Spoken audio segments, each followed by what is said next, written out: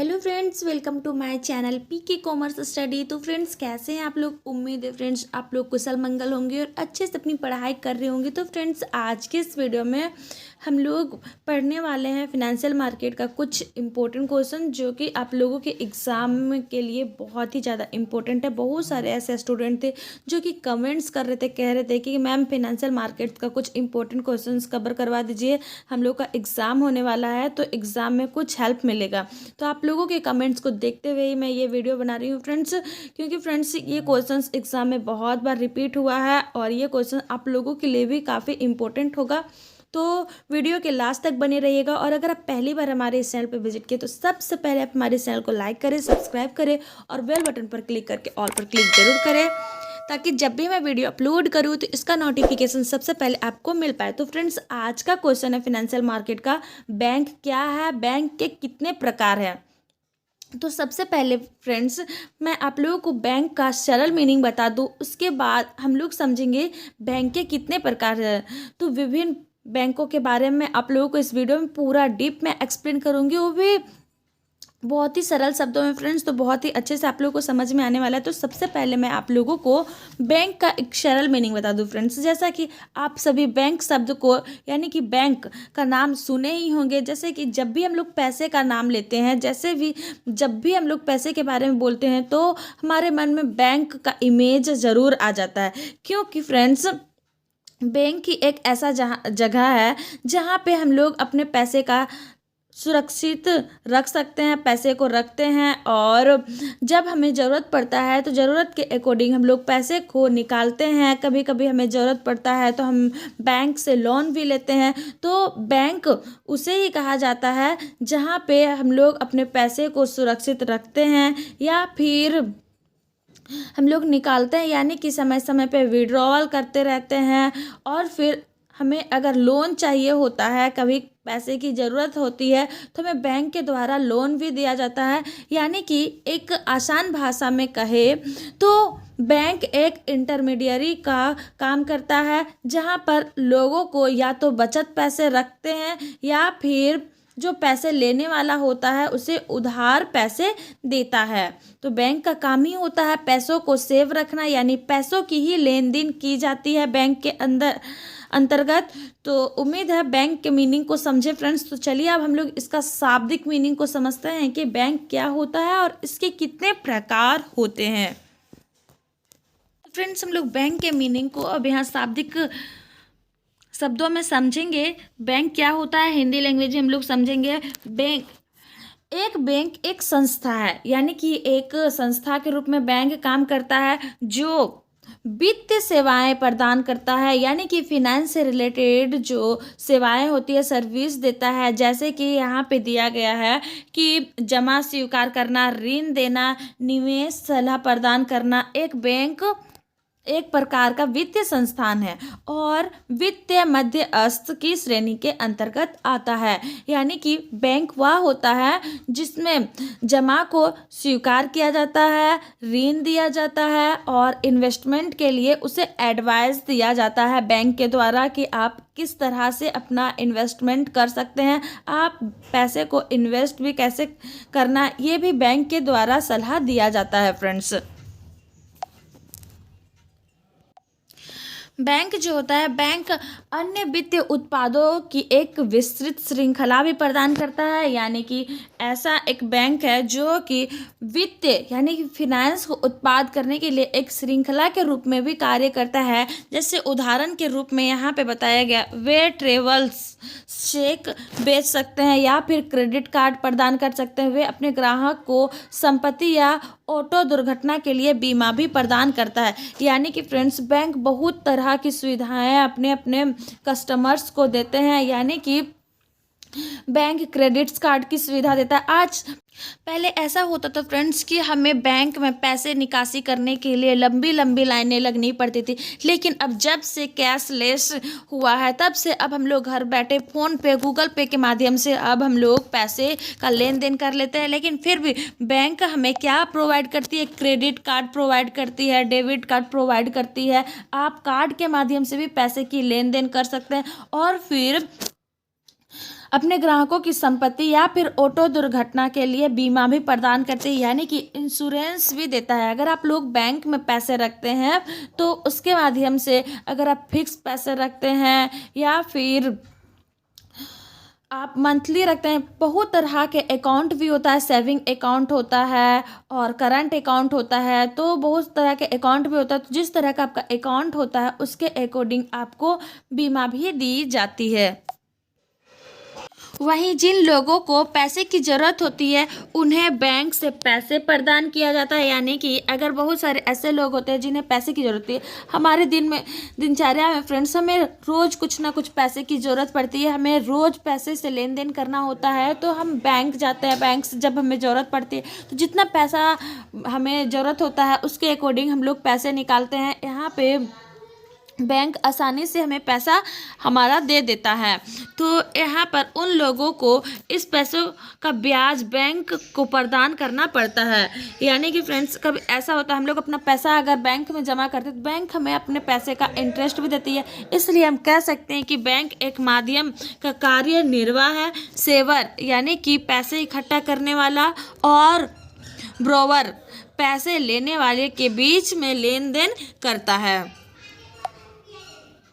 चलिए अब हम लोग समझते हैं कि बैंक शब्द कहाँ से उत्पन्न होके आया है, यानी कि ये शब्द बैंक या तो डेरिव हुआ है या फिर ओल्ड इटालियन वर्ड बैंका से, या एक फ्रेंच वर्ड वैंकी से, जहाँ पर दोनों का मतलब एक बेंच है, यानी कि बेंच यानी कि मनी एक्सचेंज टेबल होता है, जहाँ पे मनी का एक्सचेंज किया जाता है, पैसों का लेन देन किया जाता है, उसे ही बैंक कहा जाता है। अब हम लोग इसके डिफिनेशन को समझेंगे कि बैंक की परिभाषा क्या है।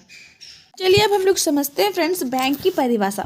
ऑक्सफोर्ड डिक्शनरी के अनुसार एक बैंक होता है, यानी कि ऑक्सफोर्ड डिक्शनरी के अनुसार एक बैंक होता है एक ऐसा एस्टैब्लिशमेंट पैसे प्रदान करने का जो अपने कंज्यूमर को पे करता है जब वो उसके लिए अर्जी करे, यानी कि फ्रेंड्स जहाँ पे कंज्यूमर को पैसे दिया जाता है, यानी कि जो पैसे कंज्यूमर के द्वारा बैंक में जमा किया जाता है उसके ही पैसे उसे दिया जाता है, तो उसे ही बैंक कहा जाता है। जहाँ पे पैसों का लेन देन किया जाता है उसे ही बैंक कहा जाता है।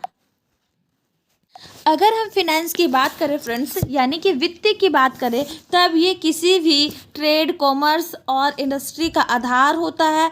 अभी के समय की बात करें तब किसी भी मॉडर्न बिजनेस का बैकबोन होता है। ये बैंकिंग सेक्टर में ही किया जाता है, यानी कि जो ट्रेडिंग किया जाता है या फिर कोई भी इंडस्ट्री चलाया जाता है तो वो कुछ पैसे से नहीं किया जा सकता, इसीलिए बैंक से फिनेंस करवाया जाता है, इंस्टॉलमेंट में किया जाता है, लोन लिया जाता है। तो इस तरह से सुविधाएं बैंक के द्वारा दी जाती है, यानी कि ये फाइनेंशियल सिस्टम यानी कि देश के डेवलपमेंट में बहुत ही ज़्यादा योगदान देता है। इसीलिए बैंक को बनाया गया है ताकि वहाँ से पैसों की लेन देन की जाए, किसी तरह की चोरी डकैती ना की जाए।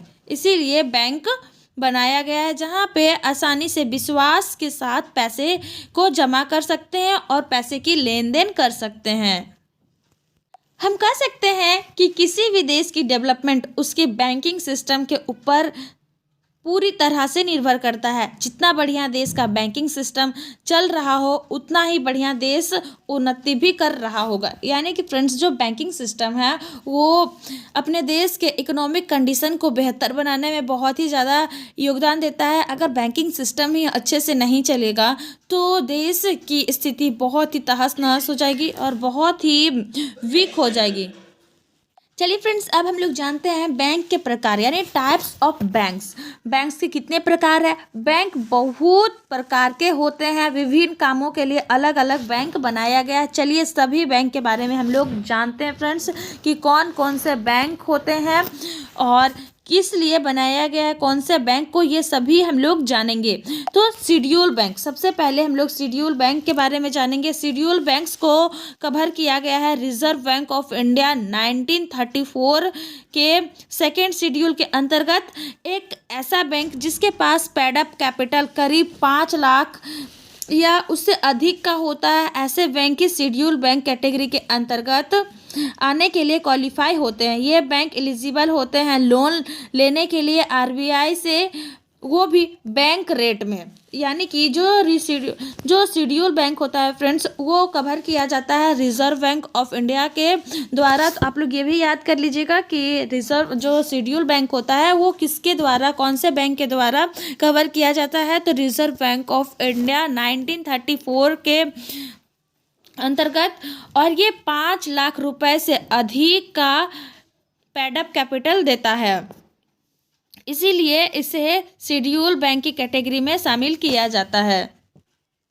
आगे हम लोग समझेंगे कॉमर्शियल बैंक, यानी कि वाणिज्य बैंक क्या होता है। कॉमर्शियल बैंक को रेगुलेट किया जाता है बैंकिंग रेगुलेशन एक्ट 1949 के अंतर्गत। यानी कि ये भी आप लोग याद कर लीजिएगा फ्रेंड्स कि कॉमर्शियल बैंक को बैंकिंग रेगुलेशंस एक्ट 1949 के अंतर्गत रेगुलेट किया जाता है। वहीं इनका बिजनेस मॉडल ही डिज़ाइन किया होता है प्रॉफिट बनाने के लिए। यानी कि जो इसका बिजनेस किया जाता है, इसका जो मॉडल तैयार किया जाता है वो प्रॉफिट के लिए सिर्फ किया जाता है। यानी कि कॉमर्शियल बैंक में सिर्फ कॉमर्शियल से रिलेटेड ही लेन देन किए जाते हैं।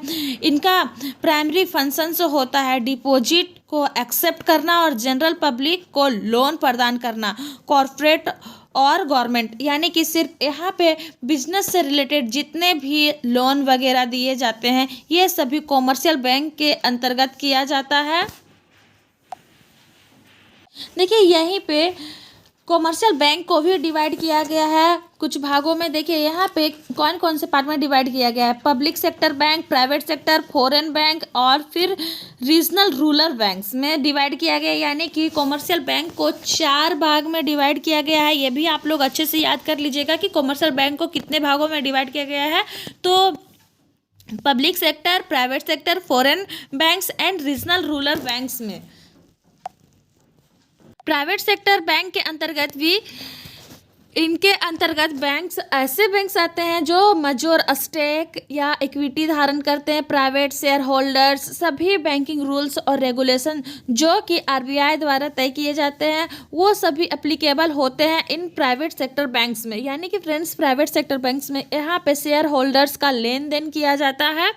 तो इसीलिए प्राइवेट सेक्टर्स बैंक में सिर्फ स्पेशलिस्ट पर्सन ही कुछ ऐसे होते हैं जो कि यहाँ पे शेयर होल्डर्स का लेन देन करते हैं। लेकिन आरबीआई के द्वारा ही इसका रेगुलेट किया जाता है। जो एप्लीकेबल होते हैं वही प्राइवेट सेक्टर बैंक के शेयर होल्डर्स होते हैं।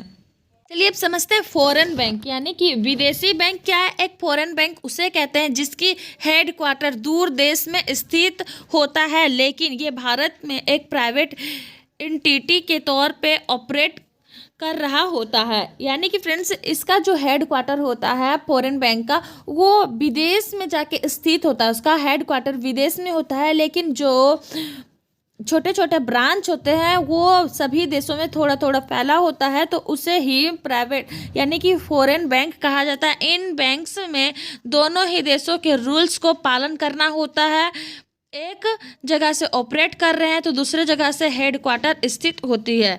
यानी कि जैसे कि एक देश के लोग जैसे कि दूसरे देश में काम करने के लिए जाते हैं तो वहाँ की जो मुद्रा होती है, करेंसी जो होती है, दूसरे देश में एक्सचेंज किया जाता है।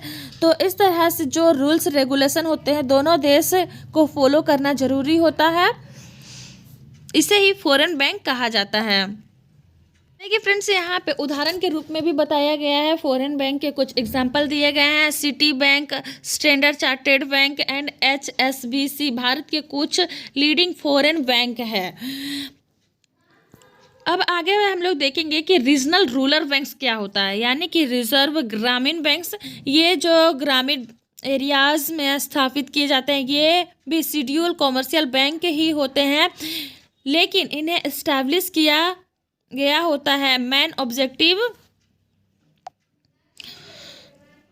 ऑब्जेक्टिव को लेकर सोसाइटी के कमजोर वर्ग के ये लोन प्रदान करें, जैसे कि किसान, श्रमिक और छोटे इंटरप्राइजेज जो होते हैं उन लोगों को ये लोन देता है। यानी कि रूरल बैंक्स जो होते हैं उसी के माध्यम से किसानों को और छोटे छोटे वर्ग के जो लोग होते हैं उन्हें लोन दिया जाता है। ये जो बैंक ऑपरेट किया जाता है फ्रेंड्स, वो रीजनल लेवल के अलग अलग राज्यों में भारत के ही किए जाते हैं। वहीं इनकी ज़्यादातर ब्रांचेस को सिलेक्टेड अर्बन एरियाज़ में रखा गया होता है। तो यानी कि जो गांवों में बैंक होते हैं छोटे छोटे, जैसे कि प्रज्ञा केंद्र को भी कुछ ब्रांच दे दिया जाता है, या फिर बहुत सारे ऐसे होते हैं छोटे छोटे ब्रांच लेकर अपने गांवों में भी चला रहे होते हैं, बैंक की सुविधा दे रहे होते हैं, तो उसे ही रीजनल बैंक कहा जाता है, यानी रीजनल रूरल्स बैंक्स। तो उम्मीद है आप लोग बैंक के मीनिंग को समझे और उसके टाइप्स के बारे में भी समझे। तो ऐसे इंपॉर्टेंट प्रश्नों के उत्तर पाने के लिए हमारे चैनल को लाइक करें, सब्सक्राइब करें और अपने फ्रेंड्स के साथ भी शेयर जरूर करें। आज के लिए इतना ही, थैंक यू।